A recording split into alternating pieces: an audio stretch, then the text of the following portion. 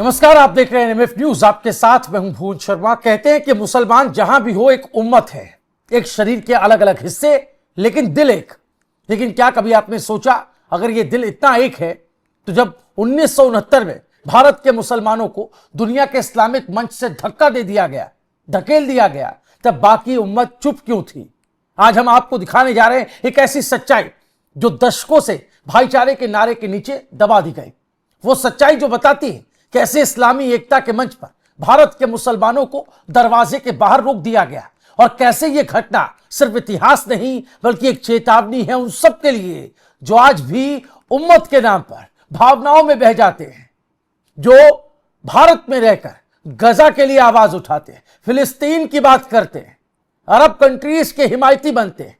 क्योंकि रिपोर्ट बताएगी कैसे एकता के इस नारे के पीछे दरअसल राजनीति की एक लंबी कहानी छिपी है।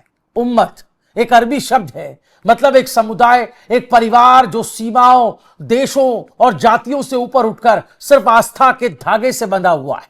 कुरान में कहा गया है कि सारे मुसलमान एक जिस्म की तरह हैं, अगर एक हिस्सा दर्द में हो तो पूरा जिस्म तड़प उठता है। यानी उम्मत का मतलब सिर्फ धर्म नहीं है, एकता और हमदर्दी की भावना है। लेकिन जब यही शब्द राजनीति का औजार बन जाए तो एकता की जगह आती है सियासत की चालें। साल 1969, जगह रबात, मोरक्को, मंच इस्लामिक कॉन्फ्रेंस की पहली बैठक ओआईसी। मोरक्को के किंग ने भारत को भी आमंत्रित किया, इनवाइट किया। भारत ने अपने मुस्लिम प्रतिनिधि मंडल को भेजा। नेतृत्व कर रहे थे फखरुद्दीन अली अहमद, जो बाद में जाकर राष्ट्रपति भी बने। लेकिन पाकिस्तान को यह मंजूर नहीं था, क्योंकि पाकिस्तान चाहता था वो मुस्लिम दुनिया का अकेला चेहरा बना रहे। उसने सऊदी अरब पर दबाव डाला और दबाव इतना बढ़ा कि सम्मेलन, कॉन्फ्रेंस शुरू होने से पहले ही भारत को दरवाजे के बाहर रोक दिया गया। वो पल इतिहास में दर्ज हो गया जब भारत के मुसलमानों का प्रतिनिधि दरवाजे के बाहर खड़ा था और अंदर चल रही थी इस्लामी एकता की मीटिंग। उस दिन सिर्फ भारत नहीं बल्कि भारतीय मुसलमानों की इज्जत कुचली गई थी और इंदिरा गांधी ने तब कहा था कि यह सिर्फ मुसलमानों की नहीं बल्कि भारत की बेइज्जती है। दोस्तों, यही वो पल था जब उम्मत का असली चेहरा सामने आया। जहां धर्म की एकता की बातें होती हैं, वहां भी सियासत और दबाव तय करते हैं कौन अंदर जाएगा और कौन बाहर बैठेगा। OIC, organisation of Islamic cooperation, दुनिया की सबसे बड़ी Muslim body. Indonesia, Saudi, Pakistan, Nigeria, सबके पास यहां जगह है। लेकिन भारत, जहां दुनिया की तीसरी सबसे बड़ी मुस्लिम आबादी रहती है, उसके लिए अब तक कोई कुर्सी नहीं। क्यों? क्योंकि धर्म नहीं, राजनीतिक नफा नुकसान यहां काम करता है। आज भी वही गलती दोहराई जा रही है। भारत के मुसलमान उम्मत के नाम पर गाजा, यमन और सऊदी के लिए सड़कों पर उतरते हैं, लेकिन वही देश कभी भारत के मुसलमानों की आवाज पर कुछ नहीं बोलते, अपनी चुप्पी नहीं तोड़ते। न फिलिस्तीन अलीगढ़ की गरीबी जानता है, न सऊदी अरब भारतीय युवाओं की बेरोजगारी। उम्मत की यह मोहब्बत दरअसल एक तरफा मोहब्बत है। और सबसे दुखद बात, कुछ नेता इस भावनात्मक नारे को अपनी राजनीति की ढाल बना चुके हैं। तो अब सवाल सिर्फ एक है, कब तक भावनाओं के नाम पर राजनीति अपना खेल खेलती रहेगी? कब तक उम्मत के नाम पर भारत के मुसलमानों को गुमराह किया जाएगा? और कब भारत के मुसलमान समझेंगे कि इज्जत और पहचान की असली जड़ किसी उम्मत में नहीं है, हमारे अपने मुल्क, हमारे अपने देश में है। क्योंकि जो अपने वतन के साथ खड़ा नहीं, वो किसी उम्मत के साथ भी नहीं रह सकता। आज इसी उम्मत वाली भावना से पर्दा उठाएंगे, बताएंगे कि कैसे दीन से बड़ा होता है देश। और जब आप देश के साथ खड़े होते हैं तो सही वक्त आने पर, मुसीबत पर, देश भी आपके साथ खड़ा होता है। इसी पर बात करेंगे।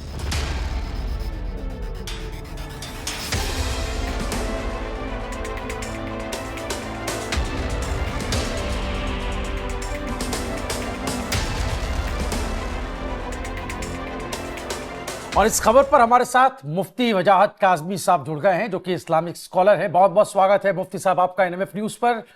हमने एक रिपोर्ट अपने दर्शकों को दिखाई, उम्मत पर हम बात कर रहे हैं। और जो इंडियन मुस्लिम्स हैं वो जिस मुगालते में, गलतफहमी में, गफलत में, जिस धोखे में अब तक रहते आए हैं, जिसमें हम ये कह रहे हैं कि आप अरब कंट्रीज़ की तो बात करते हैं, आप फ़िलिस्तीन की, गज़ा की बात करते हैं, मुसलमानों के दर्द की बात करते हैं, अरब कंट्रीज़ की बात करते हैं, लेकिन भारत में रहने वाला मुसलमान अपने दर्द, अपनी पहचान, अपनी मुसीबतों पर बात नहीं करता या उसको लेकर कंसर्न नहीं होता। और देश पहले है कि दीन पहले है, यह बहस भी इस मुद्दे से जुड़ जाती है। बतौर मुस्लिम स्कॉलर आप क्या राय रखते हैं? देखिए, जो रिपोर्ट आपने दिखाई है वो जहाद तनवीर साहब की रिपोर्ट है। वो एक अच्छे जर्नलिस्ट हैं, पढ़े लिखे और काफी जानकारी रखते हैं, और मैंने एक दो मसलों में और भी उनको सुना है। बहुत साफ सुथरी सी बात यह है कि हम दुनिया में किस पायदान पर खड़े हैं, हमें अपना मुहासबा खुद भी करना चाहिए। जब सऊदी में कोई बात, या दुबई, कुवैत या कतर या किसी भी गल्फ कंट्री में कोई बात आती है, तो मैं आमतौर से हुक्मरानों को देखता हूं कि वो इस्लामी मुल्क का नाम लेकर के पाकिस्तान को सपोर्ट कर देते हैं। और मैं ऐसी बहुत सारी मिसालें आपको दे सकता हूं। इंडिया एक बड़ी पॉपुलेशन मुसलमान होने के बावजूद भी इंडिया को मुसलमान उस नजरिए से दुनिया में नहीं देख रहा जिस नजरिए से देखना चाहिए। ये हमारा मसला है बिल्कुल। और इंडिया का मुसलमान जो है, अगर देखा जाए तो वो दीवानगी में है। अफ्रीका में क्या हो रहा है, अमेरिका में क्या हो रहा है, इसराइल में क्या हो रहा है, कतर में, कुवैत में क्या हो रहा है, वो हर तरीके से बाखबर भी रहना चाहता है और साथ साथ जो है वो दीवानगी के साथ कूदना भी चाहता है उसमें, और बताना भी चाहता है कि हम लीडर हैं, इसलिए हम जो है फलानी जगह के मुसलमानों के साथ खड़े हैं। वो फलानी जगह का मुसलमान आपको पूछ रहा है या नहीं पूछ रहा है, इससे इनको कोई मतलब नहीं है। देखिए, उम्मत का मतलब ये है हम सब एक हैं। उम्मत से मुराद, मैं आपको बता रहा हूं, दुनिया की आबादी से बाहर एक भी इंसान, यहूदी, क्रिश्चियन, ईसाई, सब के सब उम्मत है, नबी की उम्मत है सब। और हम सब जो हैं मानवता और इंसानियत के आधार पर सब हम एक हैं। और जहां कंट्री की बात आएगी, मैंने कल भी आपसे कहा था, जहां राष्ट्र की बात आएगी वहां मुसलमान को दीवानगी के साथ अपने मुल्क में क्या हो रहा है उस पर बातचीत करनी चाहिए। अभी देखो, मैं आपको कुछ मिसालें दूंगा। तुर्की के कुछ मामलात हुए तो वो पाकिस्तान को सपोर्ट करके खड़े हो गए। और भी कई कंट्रीज की मिसाल दे सकता हूं मैं आपको। लेकिन अभी तुर्की में कुछ हो जाए तो इंडिया का मुसलमान दीवानगी के साथ जो है वो बाहर निकल के आएगा सड़कों पर। वो उसको किस नजरिए से देखते हैं इस पर वो गौर फिक्र करना नहीं चाहता है जी। हमेशा मैं कहता रहता हूं, ऐसा नहीं कि मैं आज पहली बार इस बात को कह रहा हूं, मैं पहले भी कहता रहा हूं, हमारे लिए राष्ट्र जो है वो सर्वोपरि है। हमारे लिए नेशन जो है वो फर्स्ट है। जब हम, हमारे मुल्क की इज्जत होगी, हमारी इज्जत होगी, हमारे भारत की इज्जत। अब मैं पिछले कई सालों से देख रहा हूं कि हम लोग बाहर जाते हैं तो आज हमें इज्जत की निगाहों से देखा जाता है, चूंकि हमारे प्राइम मिनिस्टर ने फॉरेन पॉलिसी पर काम किया है। आज भारत में, भारत के लोगों के साथ ऐसा नहीं है कि उनके साथ कोई दुर्व्यवहार हो जाएगा या उनको कोई भी कहीं भी किसी तरह सता लेगा या जुल्म कर लेगा। आपने देखा होगा कि यूक्रेन रशिया का युद्ध शुरू हुआ, बिल्कुल, तो यूक्रेन और रशिया दोनों मुल्कों ने मिलकर हमारे भारत के स्टूडेंट्स को कितने सम्मान के साथ वहां से निकाला जबकि युद्ध चल रहा था। ये सिर्फ हमारे प्राइम मिनिस्टर की फॉरेन पॉलिसी और हमारे मुल्क की जो है विदेश पॉलिसी है, इस पर हम लोगों ने बहुत मजबूती से काम किया। अब मुसलमान इस बात को नहीं समझने की कोशिश करेगा। मुसलमान जो है, अभी गजा में चलिए, मैं ये नहीं कहता कि गजा को हमें मदद नहीं करनी चाहिए, हमें दवाई से, कपड़े से, और हमारी हुकूमत भी कर रही है और हमें भी कर लेनी चाहिए, कोई बात नहीं है। लेकिन गजा को लेकर के, फिलिस्तीन को लेकर के, या शाम को लेकर के, या इराक को लेकर के हमें अपने मुल्क में इस तरह के धरने, इस तरह के प्रोटेस्ट करना, मुल्क में तरह तरह की बातें करना। अब मैं एक चीज तो देखो बहुत खुल के आपके यहां बोलना चाहता हूं, जब मुसलमान, मैं आज भी कह रहा हूं ये बात, मुसलमान भारत के साथ जिस यानी जिस शिद्दत के साथ मुसलमान को खड़ा होना चाहिए था वतन परस्ती में, आज का मुसलमान उस शिद्दत के साथ नहीं खड़ा। ये मेरी अपने लोगों से शिकायत है, मैं अपने लोगों से शिकायत कर रहा हूं, मेरा हक है, मैं अपने लोगों से शिकायत कर सकता हूं, मैं उनकी हमदर्दी में ये शिकायत कर रहा हूं। और मुसलमान ने ये शिकायत का मौका हमें और हमारे देशवासियों को दिया है कि जितनी शिद्दत के साथ अब पहलगाम का मसला हुआ, उसमें अपोजिशन जिस तरह की बातें कर रहा था तो मुसलमान भी उसी तरह की बातें कर रहे थे और फेसबुक पर डाल रहे थे। लेकिन फिर मैंने देखा कि मुसलमानों का पढ़ा लिखा तबका सामने आया और उसने जो फिर सर पकड़ के कुचला है पाकिस्तान का, सोशल मीडिया पर भी और सब जगह, और भारत के साथ और भारत की फौज के साथ वो खड़ा हुआ है।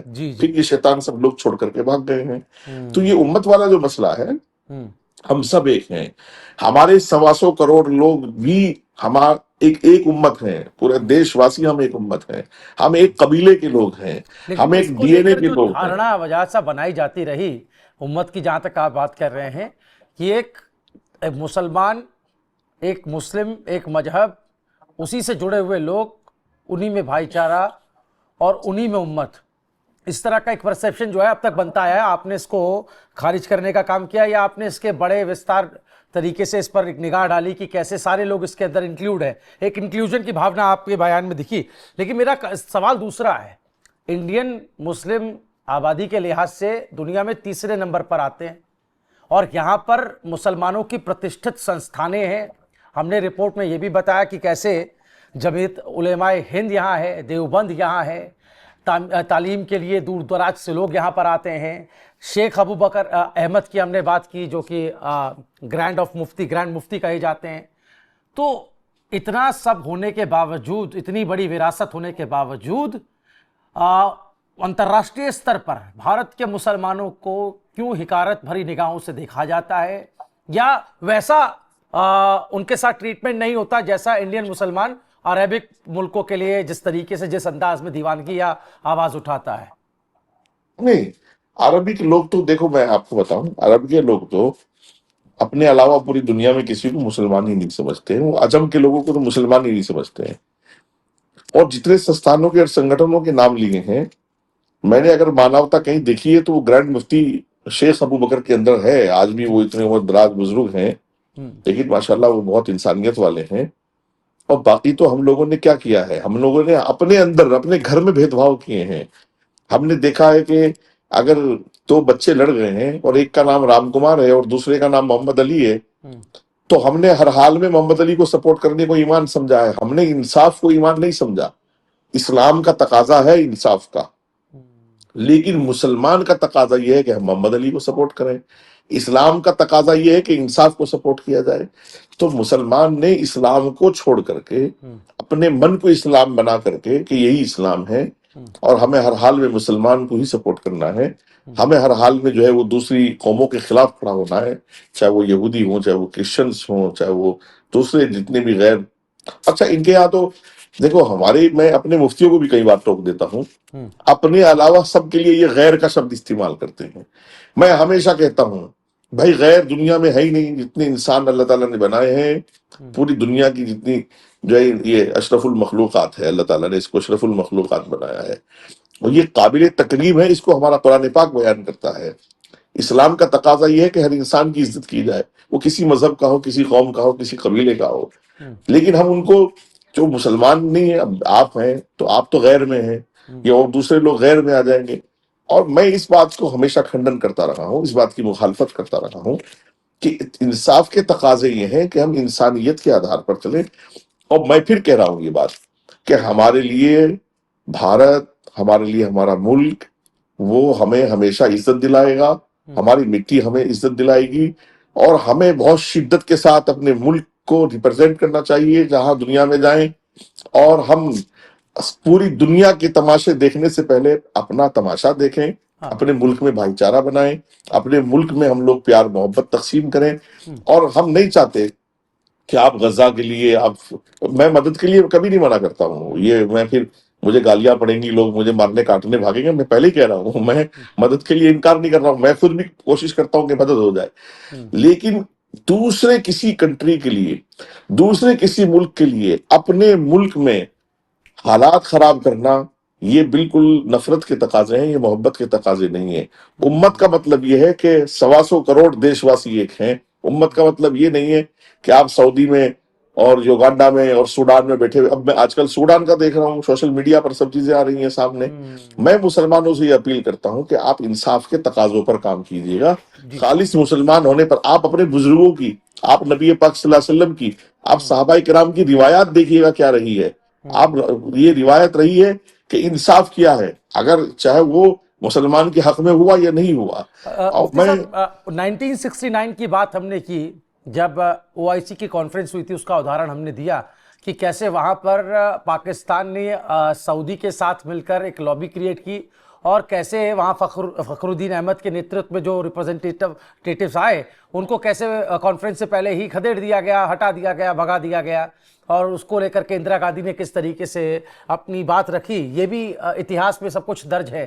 तो एक एग्जाम्पल तो हमारे सामने है, और एक दो की नहीं, एग्जाम्पल और बहुत से हैं। और कौन सा आप देना चाहेंगे, बताना चाहेंगे, जो एक तरीके से आईना होगा, जैसा कि आपने शुरू में कहा कि वो दीवानगी कम दिखती है, तो क्या होगा वो आईना जो इंडियन मुस्लिम्स के पास जाएगा या उनको सच्चाई पता चलेगी?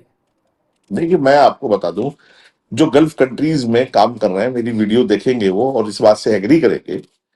वो इस बात से एग्री करेंगे कि मोदी सरकार आने के बाद भारतीय मुसलमानों को गल्फ कंट्री में इज्जत की निगाह मिली है।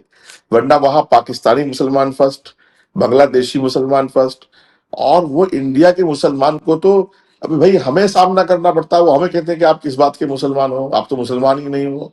और मैं पॉलिसी की बात बता दूं आपको कि सऊदी हुकूमत का भी पाकिस्तानी फौज के साथ जो है वो एग्रीमेंट है, और बाकायदा जगह जगह आपको सऊदी में देखने को मिलेगा। बिल्कुल। और बहाना क्या है कि ये हरम की हिफाजत के लिए है। हाँ। भाई हरम अल्लाह का घर है, अल्लाह के घर की हिफाजत के लिए हमने इनको एग्रीमेंट किए हुए हैं। और चूंकि भूखे नंगों की फौज है, उनको चाहिए पैसे, और सऊदी जो है वो मालदार लोग हैं, मरने से डरते हैं, उनको चाहिए लड़ने वाले। तो इन दोनों ने एग्रीमेंट किया है आपस में। और उधर जो है वो सारी दुनिया को, पाकिस्तान सऊदी के पैसे के बलबूते या दूसरे देश तुर्की के बलबूते वो सारी दुनिया को आंख दिखाने की कोशिश कर रहा है। उनके पास तो इतना है नहीं कि वो खुद एक टाइम की उनकी फौज रोटी भी खा सके। तो जाहिर सी बात है, दुनिया से भीख मांगनी है, इस्लाम के नाम पर मांगनी है। अब पाकिस्तान पूरी दुनिया को ये बताता है कि मैं अकेला ऐसा इस्लामी मुल्क हूं जिसके पास परमाणु की ताकत है, और इसलिए मुझसे ये सब डरेंगे। और मैं आज आपको एक बात और बता देता हूँ। देखिए, पॉलिसीज तो चलो मुल्कों की सबकी अपने अपने हिसाब से है, लेकिन मेरी ईमानदारी का, मेरे मुसलमान होने का और मेरे इस्लाम को फॉलो करने का तकाजा यह है कि अल हुब्बु मिन हाँ, वतन से मोहब्बत आधा ईमान है। मैं इसको उर्दू में तर्जुमा कर देता हूँ। वतन से मोहब्बत आधा ईमान, ऐसा हमारे बड़ों ने कहा है। और मैं ये समझता हूं कि मुसलमान को इतनी शिद्दत के साथ अपने मुल्क की लड़ाई लड़नी चाहिए। और मैंने एक, अच्छा, आप भी कुछ चीजें नोट कीजिएगा। आपने ये देखा होगा कि जैसे हमारे मुल्क में एक सरतन से जुदा का मसला चला था, उस पर हम लोग बात करेंगे, और बीच में और भी एक दो मसले हुए हैं। तो मुस्लिम पर्सनल लॉ बोर्ड ने वक्फ के मसले में, हिजाब के मसले में, तलाक के मसले में, कि हम तो यूएन में अपनी बात रखेंगे, हम तो फलां में इतनी बात रखेंगे। और सोशल मीडिया पे क्या बातें चलती हैं कि वो सऊदी हुकूमत ने वो मोदी जी को ये कह दिया कि ट्रिपल तलाक वापस लो, फलाना वापस लो, ये सब बातें चलती हैं। हमारा मुल्क बहुत ताकतवर मुल्क है, हमें अपने मुल्क से इंतहाई मोहब्बत है। हर मुसलमान को शिद्दत के साथ मोहब्बत करनी चाहिए, दूसरे के तमाशे में दाखिल ना हो, अपने गिरबान में झांके। और 140 करोड़ एक उम्मत है, मैं कह रहा हूं। उम्मत का मतलब ये नहीं है कि सारी दुनिया के मुसलमान एक हों और सब गैर रहें। दुनिया में पैदा होने वाला हर इंसान मेरे नबी की उम्मत में है, हमें उससे मोहब्बत करनी चाहिए। अल्लाह ताला ने इंसान को इज्जत वाला बनाया है, अशरफुल मखलूकात बनाया है, और उसको तकरीम वाला बनाया है। वलक़द कर्रमना बनी आदम, हमने इंसान को, लक़द खलक़नल इंसान फी अहसनि तक़वीम, ये कुरान पाक की आयत में कोट कर रहा हूं कि पूरी मुसलमान के लिए नहीं कहा गया, या ऐसा नहीं कहा गया कि सिर्फ ईमान वाली।